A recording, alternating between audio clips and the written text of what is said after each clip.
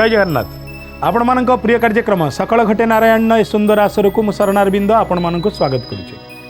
दर्शक बंधु जेतबले ओडिशार प्रथम आध्यात्मिक चैनल प्रार्थना एमिति एक नियारा कार्यक्रम परिकल्पना कला।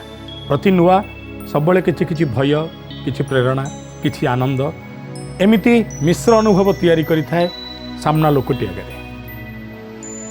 अबिकल सेमिति किछि भय किछि आशंका आ किछि प्रेरणा मिशामिशी मानसिकतार आम आरंभ करूँ ये कार्यक्रम। आम केते दूर सफल होइछु अबा विफल होइछु ताहा आम जानिनु, किंतु यह निश्चय कहबाकू चाहिबू अनेक जीवजंतु विषय रे गोटिए मंचरे एककालीन एते कथा को सम्मिलित करी आपण मानक श्रद्धा माध्यम यह संभव होइछि। सेतिपई कोटिए धन्यवाद आपण मानकू। दीर्घ दिन धरी आपण माने आम सहित जोड़ी होइचंती, आम मानकर अनेक कथा शुणिचंती, अनेक जीवजंतु विषय आम मानकटू सूचना पाइचंती। आपण भाबुथिबे ए सब कथा न कही आरंभ करंतु आज कार्यक्रम। आज प्रकृत में आपण कौ जीव विषय कहबाकू जाउछंती। सत कहवा गले किछि जीवों विषय एते व्यापक तथ्य थाए जे बेले बेले 4 अध्याय 5 अध्याय कहला परे भी आहुरी अनेक तथ्य बळी पड़े। सागुणा बिल्कुल सेमिति गोटे जीव जहाँ विषय अनेक लोक कथा रही जहाँ नहीं अनेक गल्प रही। आम प्रति मुहूर्त से सावधान होइछु। जहाँ आम जानिनु ताहा भिन्न कथा, किंतु जहाँ आम माने जानिछु जो तथ्य आम मानक निकटरे अछि ये तथ्य जेमिति हेले आपण मानक निकटरे पहुँचेबाक पड़िबो। अतएव सागुणा विषय आहु बहु बलिष्ठ तथ्य बाकी रही। तेणु आज अध्याय पुणी थे से सागुणा को नहीं। दर्शक बंधु आम कथा हवा सागुणा विषय। आज सागुणा विषय कहला बेले आउ गोटे कथा कहबाकू चाहिए। जेतबले कई सुनाम पाए सेतबले सुनाम पाइथिबा लोकटार सुनाम पछरे मध्य आउ किछि जीवंकर आउ किछि व्यक्तिंकर हाथ थाए। आउ जेतबले कई दुर्नाम पाए सेतबले दुर्नामर प्रच्छद पटरे मध्य कौनसी ना कौनसी व्यक्तिंकर हाथ थाए। मन करा जाऊ आपणक गाँर सबु लोक कहउचंती आपण दानी। जो लोक माने आपणको दानी कहउचंती से माने जे आपणकठू दान नैचंती ताहा नुह। आमे समस्ते कहू दानी हरिश्चंद्र। आमे हरिश्चंद्रଙ୍କଠୁ दान पाइनु, किंतु हरिश्चंद्र तांको समय रे तांको दान करिबार क्रिया को एते व्यापक करिथिले जे चारि पाखरे थिबा जनसमूह एहा समस्तଙ୍କ आगरे कहि बुलिले एमिति दाता केही ना। रावण प्रचंड ज्ञानी थिले, विराट शिव भक्त थिले, निजे शिव तांडव रचना करिथिले, भगवान शिवं को कैलाश रे संतुष्ट करैथिले, साक्षात शिवं का दर्शन पाइथिले। ता सत्वे जेतबले सीताहरण भली गोटे क्रिया को सी संपादन कले सी आउ नायक नुह, खलनायक हो गले। अतएव आपण नायक हेबे अबा खलनायक हेबे ये विषय आपण मुह खोलिबे नहीं, खोलिबे आपण चारि पाखरे थिबा लोक माने। ये कथा कहिबार कारण आउ गोटे दुर्नाम होइथिबा प्राणीर दुख मु आपनको कहबाकू चाहिबी। एवं से दुर्नाम होइथिबा पछरे कारण एकमात्र गोटे बुढ़ा सागुणा। आपण कहबे कौन? आज भी जो लोक नकली कार्य करे, कहे गोटे कथा करे गोटे काम, ऊपर स्मित हास्य करे, भितर भितर आपण को छुराघात करिवार प्रायोजित योजना मान बनाउताए, आपण आगे भल भल कथा कहूए, आपण पछरे आपणकर केते बड़ क्षति हम तार गोटे विराट तालिका तैयारी करी निजे से तालिका को अहरह घोषुए। एवं सबु परे भक्ति एवं आध्यात्मिकतार कथा कही निजको अभक्ति एवं आध्यात्मिक जगतर बाहर आउ एक तामसिक जगत रे नियोजित करी रखि थाए। एमिति लोकन को आम माने कहू बिराड़ी वैष्णव। आज भी कथा कथारे सांग माने कहती, गाँव लोक कहती हाँ रे बापा तू तो बिराड़ी वैष्णव, तोर कौन अच्छी। अर्थात बिराड़ी सबुतक माछ खाईदेव एवं तापर कह ना आज्ञा मु किछि खाई नहीं, मु बहुत भल लोक, जे क्षीर खाई आज्ञा से कौन माछ खाए। किंतु बिराड़ी को बिराड़ी वैष्णव सजेला किए? कौन पाई बिराड़ी हेला बिराड़ी वैष्णव? आज ये कथा जानिबा एवं आ पछरे सागुणार कौन अवदान से कथा मध्य जानिबा। विष्णु शर्मा प्रातस्मरणीय पुण्य श्लोक पंचतंत्र माध्यम अखिल भारत वर्ष को अनेक नीति शिक्षा देइतिबा सबुठु प्रथित जसा एवं सबुठु लोकप्रिय लेखक। विष्णु शर्मा पंचतंत्र रे गोटे गप अछि, अज्ञात कुलशीलस्य वासनदय। ये गपरे मुख्य चरित्र दुईटी, जड़े वृद्ध जरदगव जे जड़े सागुणा थिले, आउ दीर्घकर्ण जड़े बिराड़ी एवं आउ किछि पक्षी थिले। गपर अयमारंभ एटी हुए। गोटे जंगल अनेक पक्षी थिले एवं अनेक पक्षी मिलित होइकी रहुथिले, सामूहिक जीवन यापन करुथिले। बसंत आसिले से बसंतर मृदु मलय पाई किचिरी मिचिरी शब्द करुथिले। कहीं किसी आधार दूर जगार नहीं आसिले अन्य माने ताकू बांटी कुंटी खाऊले। सकाळ बेला से माने निज पक्षी मानू पक्षी शावक मानू उड़ीबा शिखौले अनंत आकाश रे। भोरु भोरु गछ डालू खसी पड़ी पाकेला फल सबको तोली आणुले श्रद्धारे आदर आंतरिकतार जाची दौले सौंपी दौले आपणार पिलामानंकर ओठरे अधर नियरे पिले खाओ। एवं ठीक टिकिए खरा हाथे उंचा है बेलू से माने बाहरी पड़ुले जंगल जाक बुलवा आ पक्षी छुआ माने एकुटिया रोते बसारे। दिने पक्षी छुआ माने देखिले सामान्य दूर रे गोटे शागुनाटाए गछरू पड़ी जाइए आउ उठी पार। पक्षी छुआ माने ता पाखु गले ताको श्रद्धा देले आदर देले तार सेवा करने को चेष्टा कले। बुढ़ा शागुणा पिला मानकर स्नेह देखी आदर देखी पिला मानक आशीर्वाद कला। जेतेबेले पिला मानकर माँ माने बापा माने आधार संग्रह करी आसिकी पहुँचिले देखिले पिला माने बसारे ना से माने पिला मानक खोजी सेठी पहुँचिले जोटी बुढ़ा शागुणा को तांको पिला माने सेवा दो। जेतेबेले पिला मानक पाखरे पहुँचिले तमे काईकि एठिकी आसछ पक्षी माने कहिबाकु लागिले माँ ये जड़े शागुणा आंक ना जरद गब बयस बहुत बेसी हो जाइए आ उड़ी पारू ना थंट भांगी गला नखु को देख अवस्था कौन देहरे शक्ति नहीं सामर्थ्य नहीं मरी जाइए आमे तांको पानी देइचु आमे तांको आधार देइचु। शागुणार दुख देखी जो पक्षी माने बापा माँ से छाती रे दरद आसिला छाती भितर स्नेह उछुला कहले आहा बिचरा अच्छा शागुणा भाई तुम पिला माने ना मो पिला माने तो केबेठु कुआडे पळेइले मु तो अचल हो गली मत किए आनी खाइबा दब मुझे अखिया आपिया मरबी तमें तुम पिला मानू नहीं जा।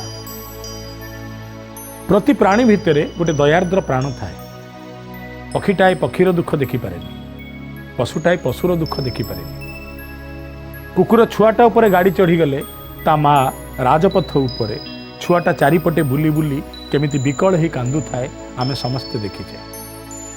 जदिओ ये दृश्य पछरे थिबा आवेग टिकक केतबेले आमको छुई पारे केतबेले न छुई पारे किंतु कथावार्ता करि पारु नथिबा अनेक प्राणी भितर दर्द थाए। गोटिए काऊ जदि इलेक्ट्रिक तार रे लागी जाए ता पाखरे बसी थिबा हजार काऊ खूब जोर रे चित्कार करती। अतएव पशुपक्षी भितर मध्य जनकर आउ जनक प्रति आवेग थाए आस्पर्धा थाए स्नेह थाए आंतरिकता थाए। पक्षी एंकर बापा माँ जो मैंने दूर आसी शागुणार दुख देखिए सही पारे ना कहले भाई आमे तुम किसी गोटे व्यवस्था करूँ तुम पिला तुमको न पचारे ना आमे तापाई किसी ना किसी उपाय निश्चित चिंता करूँ। बाकी पक्षी माने चिंता कले प्रकृत में ये पक्षीटा को आमको बंचेवा हम कहले भाई तुम कौन काम कर शागुणा भाई ना मुझे किसी काम कर गोटे चढ़ई कहला भाई ये शागुणा सीना किसी काम कर किंतु गोटाए काम निश्चय कर ना कौन ना आमे तो समस्ते सांग होइकी पळौचे अनंत आकाश रे उड़ीकी खोजुचे आधार किए पूर्व रे गला किए पश्चिम रे गला किए उत्तर रे गला किए दक्षिण रे गला ना हाँ ना आम पिला माने एकुटिया रहउचंती गछ डाला रे बसारे ना हाँ ना जदि आमे नथिबा केतबेले सापा आसीबो खाइबाकू अटकेइबाकू किए अछि ना केही नाही ना ये बुढ़ा सीना किछि करि परिबो नाही जे बुढ़ा हबो से घर निश्चय जगी परिबो। शागुणा भाई चलो कष्ट मष्ट करी ये गछर डालू को पलि आस तमें सेठी रजिठू आम पिला जगिब तुमको सकाଳେ खरा बेले राति बकते बकते बकते बकते खाइबा दबा आमर स्वधर्म आमर कर्तव्य आउ ताहा ही है। शागुणा जन किसी करा ये पक्षी मैंने आधार आणुले आउ शागुणा को दौले शागुणा खाऊला बाकी चढ़ई मैंने बहुत खुशी होते जा हो आम पिलांकर जत्न नबाकू शागुणा भली गोटे बलशाली पक्षी अच्छी आ देहरे पछे शक्ति न थाऊ आकु देखिले अनेक जीव डरी जीवे काले आम मांस खाई। माँ पक्षी बापा पक्षी माने दूर को उड़ी गला परे शागुणा छोट पक्षी सबक मानू गप शुणाए गीत गाए ता जीवन सब अभिज्ञता कहे आउ पक्षी माने फेरिले पक्षी शावक माने कहती जे से माने शागुणा सहित केते खुशी अछंती बापा माँ आहुरी खुशी हंती आहा आम पिला खुशीर कारण मध्य शागुणा। दिने बापा माँ पक्षी माने उड़ी पलैचंती शावक माने अछंती बसारे जगिकी बसची जरद गब नामक शागुणा। बिराड़ीटाए तलू मियाऊ मियाऊ कला शागुणा कहला एक बाहर एटू जीवना देखिबू तो मांस खाइबी ବିରାଡ଼ି କହିଲା କି କଥା ମୋ ମାଂସ କ'ଣ ଖାଇବ ନା ଆଉ ତ ମାଂସାଶୀ ପ୍ରାଣୀ କୁନି କୁନି ପକ୍ଷୀ ଶାବକ ଏଇଠି ଅଛନ୍ତି ତୋ ଭିତରେ କଦାପି ଭଲ ଲକ୍ଷ୍ୟ ନଥିବ ମହତ୍ ଉଦ୍ଦେଶ୍ୟ ନଥିବ ତୋ ଭିତରେ କୋଉଠି ଗୋଟେ ପଚରା ମନଟାଏ ଥିବ ତୋ ଭିତରେ କୌଣସି ସ୍ଥିତିରେ ମଧ୍ୟ ଅନ୍ୟ କାହା ପ୍ରତି ଦୟା ନଥିବ କେବଳ ଆଧାର ସନ୍ଧାନରେ ଆସିଛୁ ବିଲେଇ ହାତ ଯୋଡ଼ି କହିଲା ହେ ଧର୍ମାତ୍ମା ମୁଁ ଭାବୁଥିଲି ଆପଣ କେଡ଼େ ବଡ଼ ଆତ୍ମା ଆପଣ ବହୁତ ବୁଢ଼ା ହେଇଗଲେଣି ଆପଣଙ୍କର ବହୁତ ଜ୍ଞାନ ସମସ୍ତେ କହୁଛନ୍ତି ବୃଦ୍ଧ ଜରଦ ଗବ ଧର୍ମରେ ଧର୍ମଚର୍ଯ୍ୟାରେ ଧର୍ମ ଆଲୋଚନାରେ ବିଚାରବନ୍ତ ସବୁଥିରେ ଶ୍ରେଷ୍ଠତା ହାସଲ କରିଛି ମୁଁ ଆଜ୍ଞା ବିରାଡ଼ି ଜାତିରେ ଜନ୍ମ ହୋଇଛି ସିନା ବୈଷ୍ଣବ ହେଇ ଦେଖନ୍ତୁ ମୋ ତୁଳସୀ ମାଳି ଜୀବନ ସାରା ମୁଁ ଆଇଁଷ ଖାଇନାହିଁ ନା ତାହେଲେ ଆଜି ଏଠିକି କାହିଁକି ଆସୁଛୁ ନା ଯୋଉଠି ସାଧୁ ସଂଘ ରହନ୍ତି ସେଇଠିକି ଭକ୍ତ ଆସନ୍ତି ଆପଣଙ୍କ ପାଖକୁ ଏଇଥିପାଇଁ ଆସିଛି ଟିକେ ଧର୍ମ ଆଲୋଚନା ଆପଣଙ୍କଠୁ ଶିଖିବି ଶାସ୍ତ୍ର ଆଲୋଚନା ଆପଣଙ୍କଠୁ ଶିଖିବି ଦୁନିଆର ନୀତି ନିୟମ କ'ଣ ଆପଣଙ୍କଠୁ ଜାଣିବି କେବଳ ମଣିଷ ନୁହଁ ଦୁନିଆର ପ୍ରତିଟି ଜୀବ ନିଜ ପ୍ରଶଂସାକୁ ଭଲ ପାଏ ଗୀତାର ଶ୍ଲୋକ ସବୁ କର୍ଣ୍ଣକୁ ଯେତେ ପବିତ୍ର ନ ଲାଗନ୍ତି ତାଠୁ ଶତକ ଗୁଣ ପବିତ୍ର ଲାଗେ ଯଦି କେହି ଆପଣଙ୍କ ପ୍ରଶଂସା ଆପଣଙ୍କ ସମ୍ମୁଖରେ କରେ ଆପଣା ଛାଏଁ ଛାତି ଭିତରେ ଓଦା ହେଇଯାଏ ମନରେ ଡେଣା ଲାଗିଯାଏ ଆହା ମୁଁ ଏତେ ଭଲ ମୁଁ ଏତେ ବଡ଼ ମୁଁ ଏତେ ଶ୍ରେଷ୍ଠ ମୁଁ ଜାଣିନଥିଲି ମଣିଷଠୁ ସ୍ୱାର୍ଥ ହାସଲ କରିବାର ଥିଲେ ସବୁଠୁ ସହଜ ବାଟ ହେଲା ମଣିଷର ପ୍ରଶଂସା କର ବିନା କାରଣରେ ସେ ଯାହା ନୁହଁ ତାକୁ ତାହା ବୋଲି କୁହ ଆଉ ମଣିଷକୁ ହତ୍ୟା କରିବାଠୁ ଆହୁରି ବଡ଼ କ୍ଷତି ମଣିଷର ସେତେବେଳେ ହୁଏ ଆପଣ ଯାହାର କ୍ଷତି କରିବାକୁ ଚାହୁଁଛନ୍ତି ତାଙ୍କୁ ପୁରସ୍କାର ଦେଇଦିଅନ୍ତୁ ତାଙ୍କୁ ସମ୍ମାନ ଦେଇଦିଅନ୍ତୁ ଏବଂ ତାଙ୍କର ସ୍ତୁତିଗାନ କରନ୍ତୁ ଯେପରି ସିଏ ଯାହା ନୁହଁ ନିଜକୁ ସେୟା ଭାବିବେ ତାପରେ ତାଙ୍କ ଜୀବନରେ ସବୁ ଗଡ଼ବଡ଼ ଆରମ୍ଭ ହୋଇଯିବ ଜଣେ ଇଂରାଜୀ କବିଙ୍କୁ ପଚରାଗଲା ଗୋଟେ କବିର କେତେବେଳେ ମୃତ୍ୟୁ ହୁଏ ଇଂରାଜୀ କବି ଜଣଙ୍କ ଉତ୍ତର ଦେଲେ କବିର ମୃତ୍ୟୁ ସେତେବେଳେ ହୁଏ ଯେତେବେଳେ ସାରା ଦେଶ ତରଫରୁ ତାକୁ ସମ୍ମାନ ଦିଆଯାଏ ଏକଥା କହିବାର କାରଣ ଯେତେବେଳେ ବିରାଡ଼ି ଦୀର୍ଘକର୍ଣ୍ଣ ନାମକ ବିରାଡ଼ି ପ୍ରଶଂସା ଆରମ୍ଭ କଲା ଜରଦଗବ ନାମକ ଶାଗୁଣାର ଜରଦଗବ ନାମକ ଶାଗୁଣା ସାଙ୍ଗେ ସାଙ୍ଗେ ଖୁସି ହେଇଗଲା କହିଲା ହଉ ହଉ ଆସ ଆସ ଆସ ଏଣିକି ତମକୁ ଧର୍ମବାର୍ତ୍ତା ଧର୍ମ କାହାଣୀ ସବୁ ଶୁଣେଇବି ଖରାବେଳିଆ ଟିକେ ଟିକେ ଆସୁଥିବ ବିରାଡ଼ି ଆସେ ଆଉ ଜରଦଗବ ନାମକ ଶାଗୁଣା ବିରାଡ଼ିକୁ ପ୍ରତିଦିନ ଧର୍ମ କଥା ଶୁଣାଏ ବୁଢ଼ା ଲୋକ ପକ୍ଷୀ ଶାବକମାନେ ଶୋଇ ପଡ଼ିଥାନ୍ତି ଯେତେବେଳେ ଗପ ଶୁଣେଇ ସାରି କ୍ଳାନ୍ତ ହେଇପଡ଼େ ଶାଗୁଣା ବୁଢ଼ା ଲୋକ ଏଣେ ଭୋଜନ ଟିକେ କରିଦିଏ ଗଛ ଡାଳରେ ଟିକେ ଘୁମେଇ ପଡ଼େ ବିରାଡ଼ି ଏହାର ସୁବିଧା ନେଇ ଗୋଟିଏ ଲେଖା ଶାବକଙ୍କୁ ଧରି ଚୁପକିନା ଚାଲିଯାଏ ବାପା ମା ପକ୍ଷୀମାନେ ଆସନ୍ତି ଆଉ ଖୋଜି ବୁଲନ୍ତି ଆମ ଛୁଆ କାହିଁ ଆମ ଶାବକ କାହିଁ ଶାଗୁଣା ବି ଖୋଜିବାକୁ ଲାଗେ କାହିଁ ମୁଁ ତ ଜାଣିନାହିଁ ପ୍ରଥମେ ଗୋଟିଏ ଛୁଆ ଗଲା ତାପରେ ଦ୍ୱିତୀୟ ଛୁଆ ଗଲା ତାପରେ ତୃତୀୟ ଛୁଆ ଗଲା ତାପରେ ଚତୁର୍ଥ ଛୁଆ ଗଲା ପକ୍ଷୀ ଶାବକମାନେ ଯେତେ କହିଲେ ଶାଗୁଣାକୁ ଶାଗୁଣା ତ ଖାଇ ନାହିଁ ଶାଗୁଣା କହିଲା ନାଇଁ ନାଇଁ ମୁଁ ଖାଇ ନାହିଁ ନା ତାହେଲେ ତମ ପାଖକୁ ଆଉ କିଏ ଆସୁଛି ନା ଜଣେ ବୈଷ୍ଣବ ଆସୁଛି ବୈଷ୍ଣବ ତ ଆଜ୍ଞା କଦାପି ଖାଇବ ନାହିଁ ନା ସେ ବୈଷ୍ଣବ କିଏ ନା ଦୀର୍ଘକର୍ଣ୍ଣ କହିଲେ ଆଚ୍ଛା ସିଏ ଖାଇ ନାହିଁ ତମେ ଜାଣିଛ ନା ହଁ ସିଏ କେବେ ଖାଇବନି ସେ ବୈଷ୍ଣବ ଲୋକ ସେ କ୍ଷୀର ଛଡ଼ା ଆଉ କିଛି ପିଏ ନାହିଁ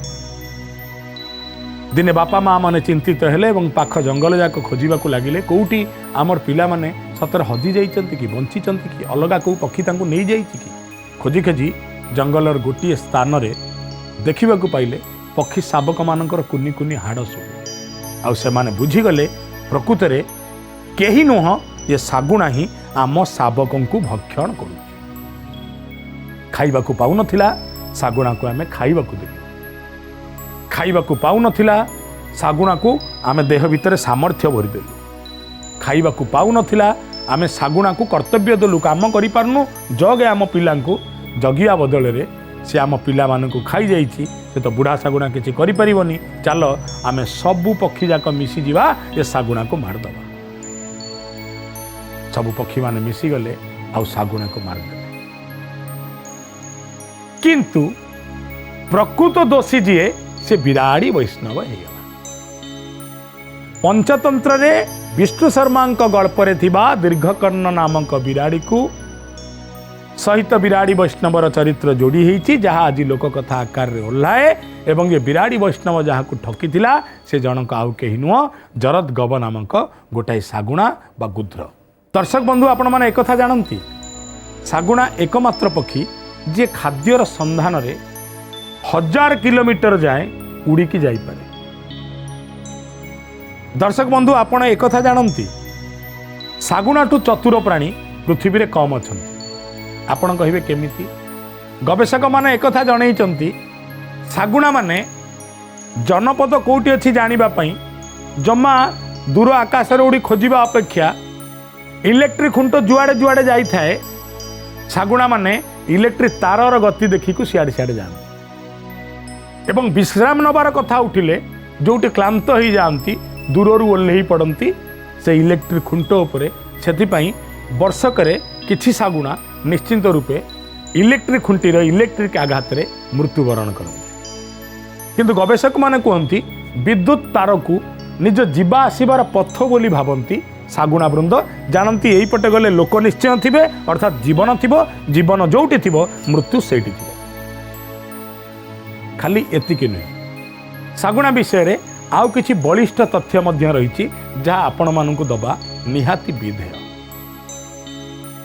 शागुणा एक एपरी पक्षी जीए निज परिवार परिजनक सह भोजन करने को भल पाइबा जे भली सत्य ठीक सेमिति निज प्रिय परिजन सहित कली करने को चेष्टा करिया मध्य से भली सत्य। गवेषक मानक गवेषणा कहे सान शागुणा आ बड़ शागुणा भितर लड़ई हबार कारण सबुबले माँ शागुणा चाहे मो थंट जेभली भाव में दृढ़ शक्ति संपन्न सामर्थ्य संपन्न ये लड़ई द्वारा मो शिशुर थंट मध्य से ही भली सामर्थ्य संपन्न हो जेपरी भाव में सी खुंपी खुंपी मढ़ निजे खाई परिबो मु ता तुंड को आहार देवी नाही। ये गला तृतीय कथा। एवं चतुर्थ कथाटी होची ये जाए पक्षी मानकु नहीं जेते जेते गवेषणा होईची से गवेषणा जणाऊची क्षिप्र बेगरे विश्वरु हठात कमिथिबा पक्षी मानकर संख्या जदि देखा जाए ता भितर सर्वाधिक हार होची जे निजर वंश को अल्प दिन भितर बेसी हरैची सेमान होचंती शागुणा। एवं शागुणार देश कहले जो जो देश मान को बुझा जाए भारतवर्ष नेपाल भूटान ये सब मूलक संप्रति ये सब देश में 70% शागुणा मानकर संख्या कमी जाइछि बोली पक्षी मानक नहीं गवेषणा करुवा गवेषक माने जणैछन्। एवं से गवेषक माने ये कथा मध्य जणैछन्ति शागुणा मानकर संख्या कमिबा पछरे एकमात्र कारण होची वायुमंडल रे आकस्मिक भाव में विराट परिवर्तन हवा एवं औषध विज्ञानर व्यापक प्रयोग द्वारा शागुणा जो पशु पक्षी मानक भोजन करे धरा जाऊ गोमाता को भोजन करे गोमाता देहरे मध्य अनेक प्रकार रसायनर प्रयोग करा जाउची बेसी क्षीर दबा पाई रसायन युक्त खाद्य दिया जाउची बेसी क्षीर दबा पाई जेणु केवल घास को छाड़िले गोमाता अनेक फसल को मध्य भोजन करिवार देखा जाए फसल रे मध्य विषर प्रयोग करुचंती जहाँ को गोमाता खाउचंती गोमाता खाइबा प्रक्रिया रे गोमाता शरीर अभ्यस्त हो गला किंतु शागुणा तो अभ्यस्त नुह शागुणा मध्य अनेक समय रे गोमाता को भक्षण करी आ मनुष्य को भक्षण करी मृत्यु मुखरे पड़ुछि एवं मृत्युर तृतीय कारण कहले जहाँ को कहा जाउछि ताहा होउछि अनेक समय रे प्राकृतिक बात्यार संख्या एते बढ़ी जाइछि एशिया महादेश रे बात्या मध्य सेमानंकर संख्या को कमेयारे बहुत सहयोग करुछि जेणु सेमानंकर गृह नाही अबा सेमाने घन जंगल भितर रही पारंती नाही अनेक समय रे गछ पड़ी अबा वर्षा रे भिजी पवनर बेग को सामना करि न पारी भूमि रे पड़ी शागुणा माने मृत्युवरण करंती बोली कहा जाउछि। किंतु सर्वाधिक मृत्युर कारण कहले जो दुईटी चीज उपरे आमे गुरुत्व दबा ताहा होछि मानव शरीर को भोजन आकार रे ग्रहण करुथिबा शागुणा मानव शरीर सहित औषध भाव में जोड़ी होता रसायन को हजम करें ना यह ता मृत्युर अन्यतम कारण हुए जहाँ मानव पाई औषधीय गुण भाव में काम दिए ताहा शागुणा पाई विष भाव में काम दिए एवं से कथा को पुणी आसूची जेणु वैद्युतिक तार जो जो पथ दे जाए से पथ दे शागुणा उड़ीकी जाए बोली अनेक समय विश्राम नवापाई से विद्युत खुंटी उपरक आसी जाए यह द्वारा शागुणा को ता वंश हरैबा पड़े एवं आम इकोसिस्टम बा जैव श्रृंखल प्रक्रिया रे शागुणार मध्य गुरुत्वपूर्ण भूमिका रही एक आपन को स्वीकार करने को हम भारतीय शास्त्र रे ଶାଗୁଣାର ଗୁରୁତ୍ୱପୂର୍ଣ୍ଣ ଭୂମିକା ରହିଛି। ଶାଗୁଣା 37,000 ଫୁଟ ଯାଏ ଆକାଶରେ ଉଡ଼ିପାରେ, ଯାହା ଏଭରେଷ୍ଟ ପର୍ବତର ଉଚ୍ଚତାଠୁ ଆହୁରି ବେଶୀ। ଅନେକ ସମୟରେ ଶାଗୁଣାମାନଙ୍କ ପାଇଁ ଖୁବ୍ ଉର୍ଦ୍ଧ୍ୱ ଆକାଶରେ ଉଡ଼ୁଥିବା ଉଡ଼ାଜାହାଜ ଉଡ଼ାଣ ଭରିବାକୁ ମଧ୍ୟ ବନ୍ଦ କରିବାକୁ ପଡ଼ିଥାଏ। ଏବଂ ବିରାଡ଼ି ଏକମାତ୍ର ପ୍ରାଣୀ ଶାଗୁଣା ପାଇଁ ଯାହାକୁ ବିରାଡ଼ି ବୈଷ୍ଣବ ଭାବରେ ଲୋକମାନେ ଜାଣିଲେ। ଏବଂ ବିରାଡ଼ି ବୈଷ୍ଣବ କହିଲେ ଏକ ନାସ୍ତିବାଚକ ବା ଏକ ମନ୍ଦ ବିଚାର ସମ୍ପନ୍ନ ଶବ୍ଦଟାଏ। ଆମେ ସାମ୍ନାରେ ଥିବା ଶଠକୁ ଠକକୁ ମିଠା କଥା କହି ଆମର ମନ୍ଦ ଆଚରଣ କରୁଥିବା, ଆମର ମନ୍ଦ ଚାହୁଁଥିବା ବ୍ୟକ୍ତିମାନଙ୍କୁ ବିରାଡ଼ି ବୈଷ୍ଣବ ସହିତ ତୁଳନା କରୁ। ଦର୍ଶକ ବନ୍ଧୁ, ଗୋଟିଏ ପକ୍ଷୀ ନୁହଁ, ଗୋଟିଏ ଜୀବ ନୁହଁ, ଅନେକ ଜୀବଜନ୍ତୁଙ୍କୁ ନେଇ ଆପଣମାନଙ୍କ ପାଖରେ ଆମେ ଜାରି ରଖିଛୁ ଆମର ଆଲୋଚନା, ଆପଣମାନଙ୍କ ପ୍ରିୟ କାର୍ଯ୍ୟକ୍ରମ ସକଳ ଘଟେ ନାରାୟଣର ସୁନ୍ଦର ଆଶୟରେ। ତେବେ ଅତୀତରେ ବିଭିନ୍ନ ପକ୍ଷୀଙ୍କୁ ନେଇ ଆଲୋଚନା କରିଛେ, ଆଗାମୀ ସମୟରେ ମଧ୍ୟ ବିଭିନ୍ନ ପକ୍ଷୀଙ୍କୁ ନେଇ ଆମେ ଜାରି ରଖିବୁ ଆଲୋଚନା, ପଶୁଙ୍କୁ ନେଇ ଜାରି ରଖିବୁ ଆଲୋଚନା, ବିଭିନ୍ନ ଜୀବଜନ୍ତୁଙ୍କୁ ନେଇ ଜାରି ରଖିବୁ ଆଲୋଚନା, ଏମିତିକି ଉଇ ପିମ୍ପୁଡ଼ି ଆମେ ସମସ୍ତଙ୍କ ବିଷୟରେ ମଧ୍ୟ ଆଲୋଚନା କରିଛେ। ତେବେ ଦର୍ଶକ ବନ୍ଧୁ, ଆଗାମୀ ସମୟରେ ପୁଣି କିଛି ଜୀବଜନ୍ତୁଙ୍କ ବିଷୟରେ ନବ୍ୟ ତଥ୍ୟ ନେଇ ମୁଁ ଶରଣାରବିନ୍ଦ ଆସିବି ଆପଣମାନଙ୍କ ନିକଟକୁ, ଆପଣମାନଙ୍କ ପ୍ରିୟ କାର୍ଯ୍ୟକ୍ରମ ସକଳ ଘଟେ ନାରାୟଣରେ ସୁନ୍ଦର ଆଶୟରେ। ସେ ଯାଏଁ ବିଦାୟ ଦିଅନ୍ତୁ। ଜୟ ଜଗନ୍ନାଥ।